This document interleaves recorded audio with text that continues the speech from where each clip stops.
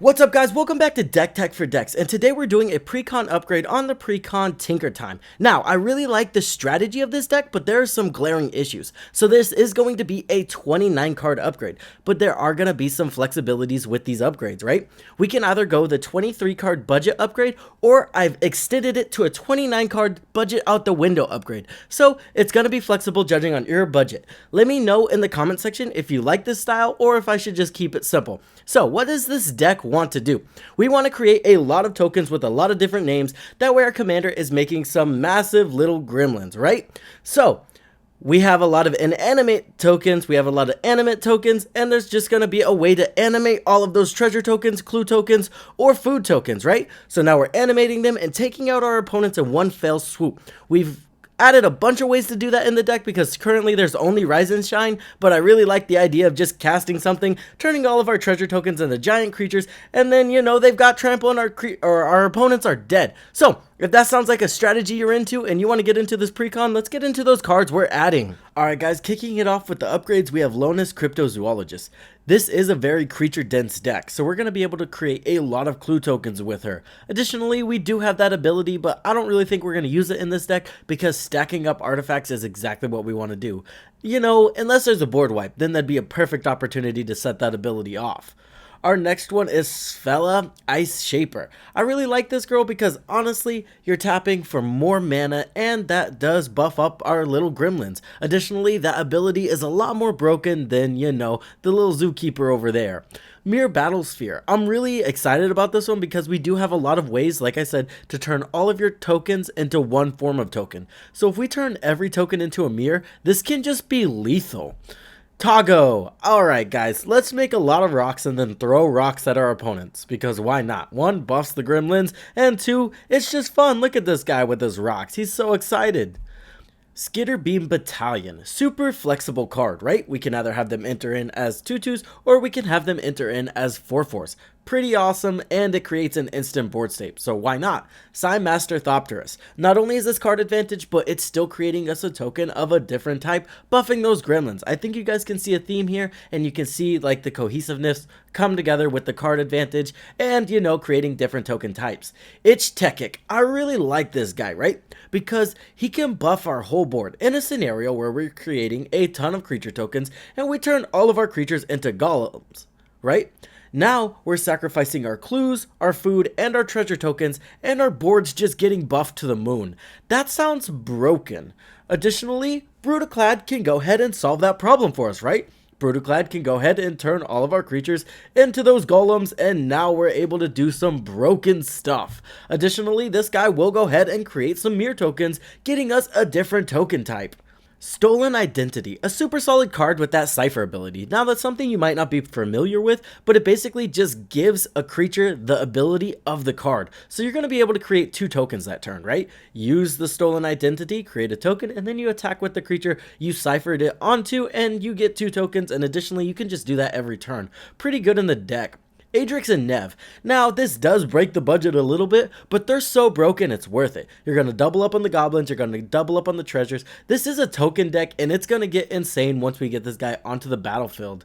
Sereth the Viper Fang is going to be super solid in the deck, giving all of our untapped creatures hexproof and all of our tapped creatures death touch. This basically means all of our attacking creatures are going to have death touch, and when you pair that with trample, that means they only have to assign 1 damage, and that becomes lethal, and the rest will trample over. So if a 7/7 gets blocked by another 7/7, the death touch trampler will only have to do 1 damage to that 7/7, and the other 6 damage will go to the opponent's face. Pretty good synergy there. Cyberdrive Awakener. This is basically Craterhoof Behemoth in the deck, right? If we got a lot of clue, treasure tokens, whatever, now they're 4/4s with flying, and they're coming right at our opponents. It can honestly end the game. Faithless Looting. This is a really good card draw option that honestly should be shoved in any Precon with red in it, right? It smooths out your draws early games, and you can flashback it back for an additional use. Super solid, digs you 4 cards deep. Next up, Shaman of the Great Hunt. This is going to be really good because whenever those creatures are dealing combat damage, which they do have trample, we're going to throw 1/1 counters on them. Additionally, we can activate that ability to draw a ton of cards because now all of our creatures are going to be at least 4 power. Let's be honest, Biden of Thassa and Reconnaissance Mission are super solid in this deck, right? We're going wide with a lot of tokens, and whenever those creatures are dealing combat damage, we're going to be drawing a lot of cards now. Beast Whisperer. Beast Whisperer is super solid because, like I said, it is a creature-centric deck, right? So whenever we're casting those creature spells, we're going to be drawing those cards.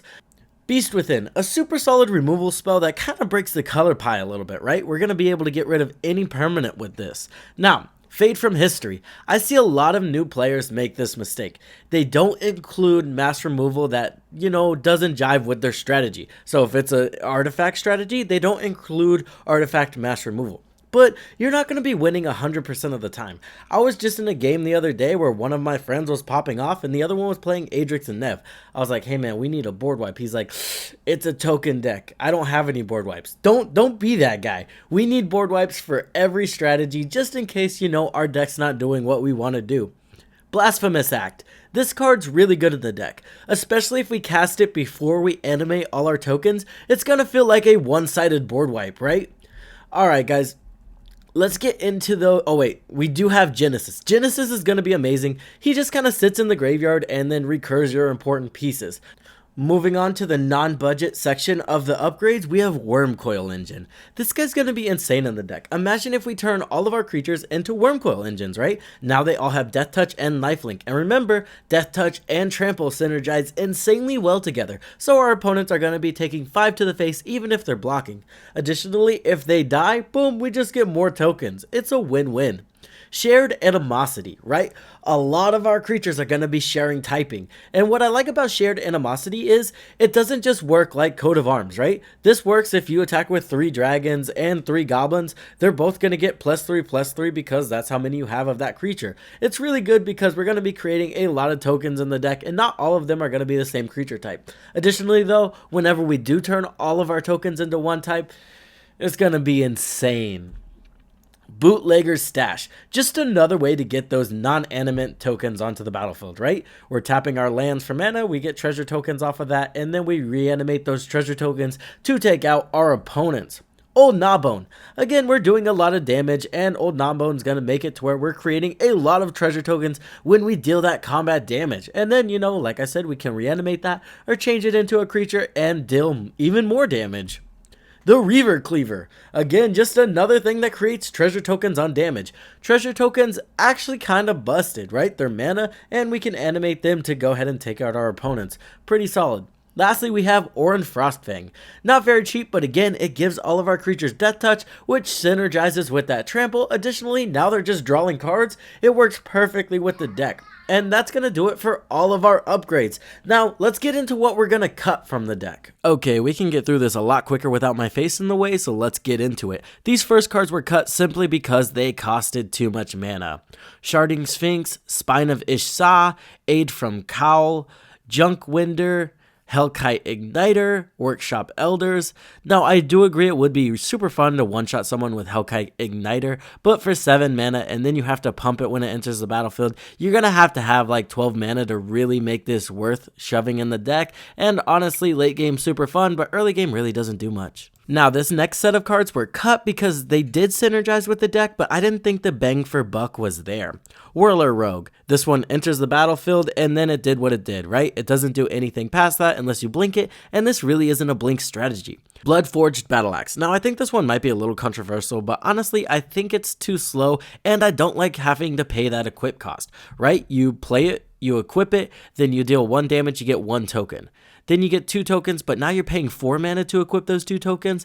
And then if you do that, you won't have to pay 8 mana. So for every time you double the amount of battle axes, you're doubling the amount of mana you have to spend to equip those battle axes. And honestly, you're not going to have enough after a while. Master of Ethereum. Yes, it buffs all of our artifact creatures +1, but it doesn't really synergize with the deck past that, right? There isn't really a Powers Matters theme that we care about, and it doesn't create any tokens, so yeah, it got a cut. Pia and Kira Nalar. Now, I really did get rid of them because 3 mana to sacrifice an artifact and deal 2 damage is insane when we can just have Tago that synergizes way better with the deck, and it's free. We just, put lands into play. We do have to equip the rock, but hey, that's half of the fun with that guy. It's cheaper, so yeah, this guy saw a cut.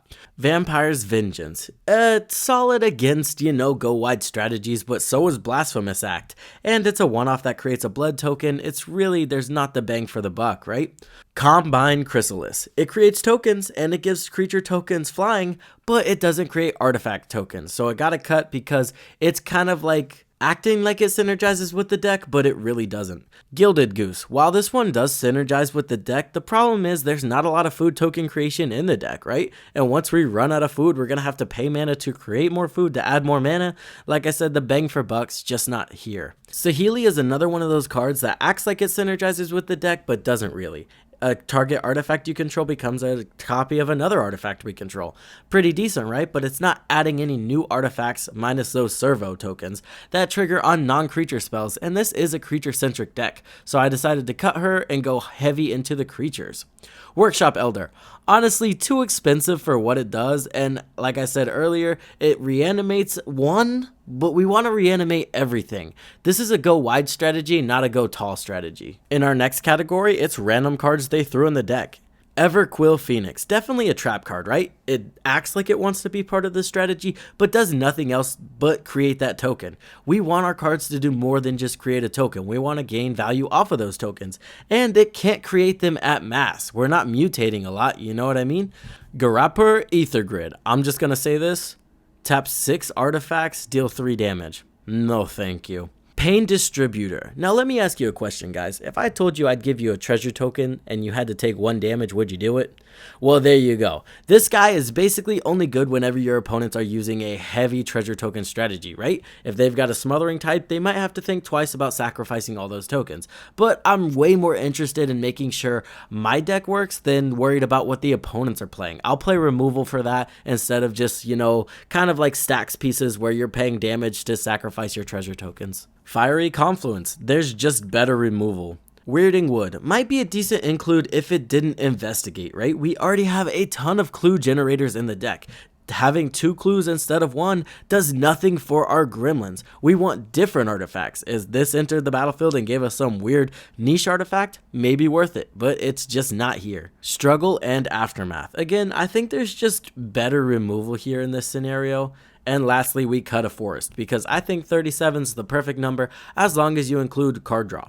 If you're not hitting your land drops, the solution is not to include more lands, it's to include more card draw. Same goes for removal, right? If you have 10 to 12 removal in the deck and you never draw it, don't add 14, add more card draw. Card draw can solve all your problems, even ramp, right? I've seen blue players have more lands into play than the green players because the green player hadn't drawn any cards and the blue player simply just hit their land drop every turn, and now that we're 8 turns in, the blue player has 8 mana and the green player has 5 in an empty hand. That's something these precons miss on a pretty consistent rate, right? And I really don't like that because the new players are just getting shafted and it really ruins the experience of Commander for them. We're going to cut these last 5 cards only if you upgraded with the non-budget options, including the Oran Fang and stuff like that. Sandstep War Riders, again, this is a go wide strategy, not a go tall strategy. It didn't get cut earlier because honestly, it just synergizes really well with what we're trying to do.